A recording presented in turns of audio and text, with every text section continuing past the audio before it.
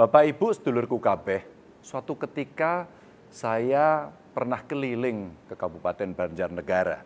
Di sana kami bertemu simbah-simbah. Setelah ngobrol ngalor ngidul, simbah itu tanya pada saya, "Mas, aslinya dari mana?" Saya jawab, "Saya lahir di lereng Gunung Lawu di Tawangmangu, Mbah. Tapi istri saya dari Kalijaran Purbalingga." Mendengar jawaban itu simbahnya malah kaget dan bertanya lagi, "Kalijaran ini ngendile, sebelah mananya Mbah Hisam?"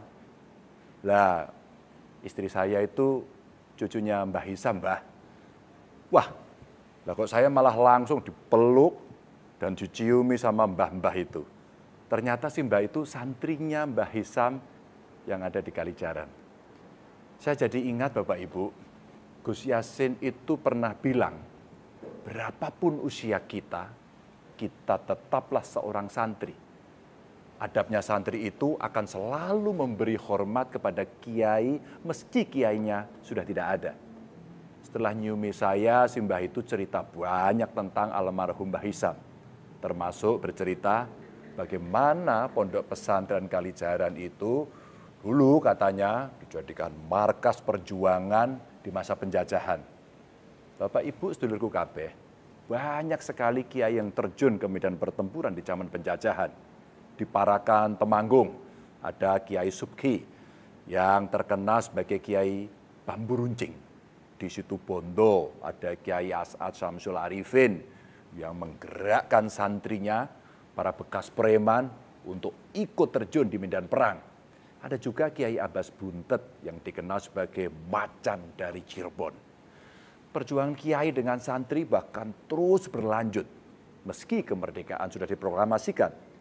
Apalagi setelah Kiai Haji Hasyim Asy'ari mengeluarkan resolusi jihad pada 22 Oktober 1945. Gerakan kiai dan santri terjun ke medan perang ini tersebar ke berbagai penjuru Nusantara.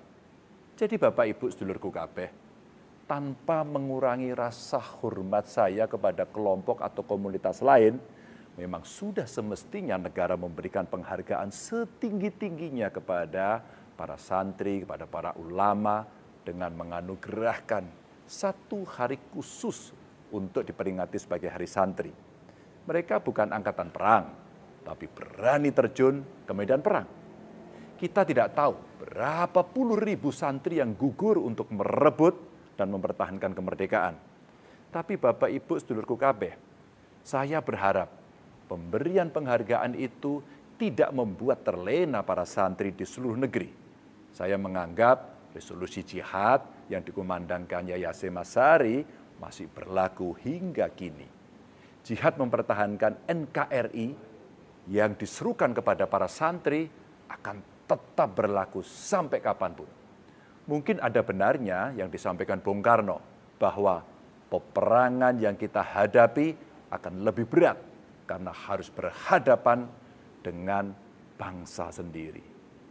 Buktinya ada sebagian dari kita menebar teror di mana-mana, menyebar hoaks dan ketakutan kapan saja, memusuhi bahkan menyerang saudara sendiri. Sentimen kelompok bahkan agama dijadikan senjata. Jika keadaan sudah seperti ini, maka pasukan ampuh yang bisa mengatasi salah satunya adalah santri. Jika kelompok penebar teror bertindak mengatasnamakan ajaran agama, maka para santrilah yang bisa meluruskan pemahaman agama mereka. Jika ada kelompok yang menebar hoaks, yang korup, pemakai narkoba, maka santrilah yang bisa mendampingi masyarakat memberi pembelajaran yang benar. Karena santrilah yang punya pemahaman agama lebih mendalam. Sebagai contoh saja, ketika saya nengok pondok keluarga di Kalijaran, terlihat betul betapa padat dan khidmatnya para santri itu ngaji.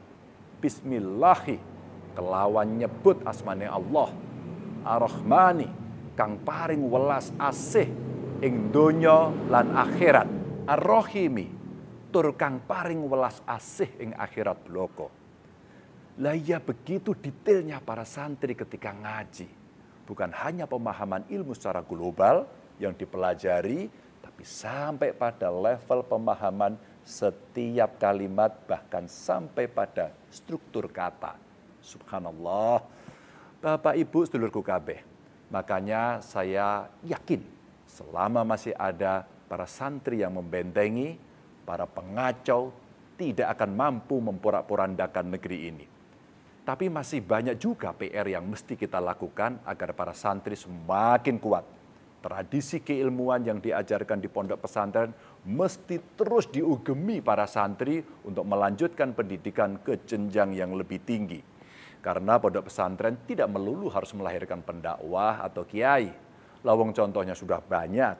Santri jadi gubernur juga ada. Itu Tuan Guru Bajang, mantan gubernur NTB, lalu ada gubernur Maluku Utara, sekarang itu juga santri, Pak Abdul Ghani Kasubah. Yang jadi menteri banyak, bahkan Gus Dur itu santri, bisa jadi presiden. Santri juga berhak kok jadi dokter, jadi ahli nuklir, juga pantas saja. Mau jadi fisikawan atau bahkan jadi astronot juga boleh. Jadi menurut saya rasa-rasanya kok perlu kita perbanyak kerjasama antara pondok pesantren dengan perguruan tinggi manapun, bahkan dari mancanegara sekalipun. Bisa berupa beasiswa pendampingan pembelajaran atau pelatihan-pelatihan lanjutan bagi santri. Saya kira itu bukan mimpi yang berlebihan. Bahkan dengan segala tradisi keilmuan yang santri jalani, saya bermimpi negara kita jadi pusatnya ilmu. Bukan hanya ilmu keagamaan, tapi juga bermacam ilmu pengetahuan. Segala prasyarat kita punya, semangat sudah ada.